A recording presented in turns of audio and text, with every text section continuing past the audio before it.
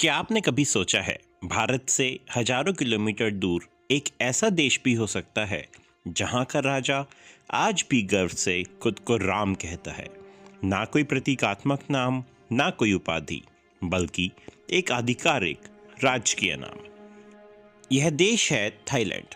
आज के थाई राजा का नाम है राम दशम, अर्थात किंग रामा 10th। उनसे पहले राम नवम थे और उनके बाद आने वाला उत्तराधिकारी भी इसी परंपरा को निभाएगा। लेकिन यह रिश्ता शुरू कहाँ से हुआ? इस रहस्य की जड़ें करीब 2000 साल पीछे जाती हैं, जब भारत से साहसी व्यापारी, भिक्षु और विद्वान दक्षिण पूर्व एशिया पहुंचे। वे अपने जहाज़ों में सिर्फ मसाले और रेशम नहीं ले गए थे, वे साथ ले गए थे रामायण, महाभारत, संस्कृत और संस्कृति।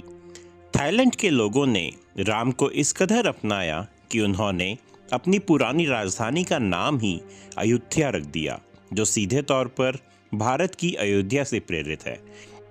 भले ही समय के साथ राजधानियां बदली, लेकिन राम का नाम स्थायी रहा।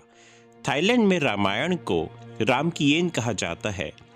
हैरानी की बात यह है कि एक बौद्ध राष्ट्र होने के बावजूद थाईलैंड का राष्ट्रीय महाकाव्य आज भी रामकीयन अर्थात रामायण है। बैंकॉक के भव्य ग्रैंड पैलेस की दीवारों पर रामायण के दृश्यों को इतनी बारीकी से चित्रित किया गया है कि आपको लगेगा आप साक्षात त्रेता युग में आ गए हैं। थाईलैंड की संस्कृति में एक अद्भुत विरोधाभास है।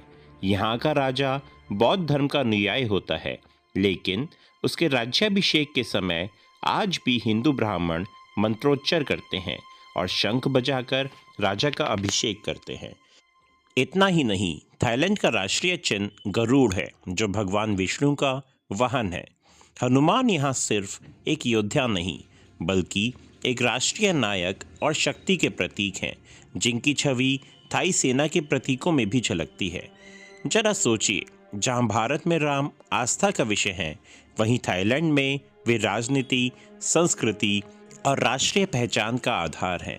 भारत ने कभी थाईलैंड पर आक्रमण नहीं किया, कभी जबरन धर्म परिवर्तन नहीं कराया। यह दुनिया के इतिहास का सबसे सुंदर उदाहरण है, जहां एक देश ने दूसरे देश की संस्कृति को केवल उसके आदर्शों और नैतिकता के कारण अपना लिया।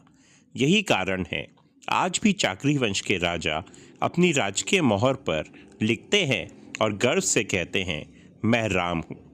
यदि आप भी भगवान राम की इस विरासत पर गर्व करते हैं तो इस वीडियो को अपने दोस्तों तक अवश्य पहुंचाएं।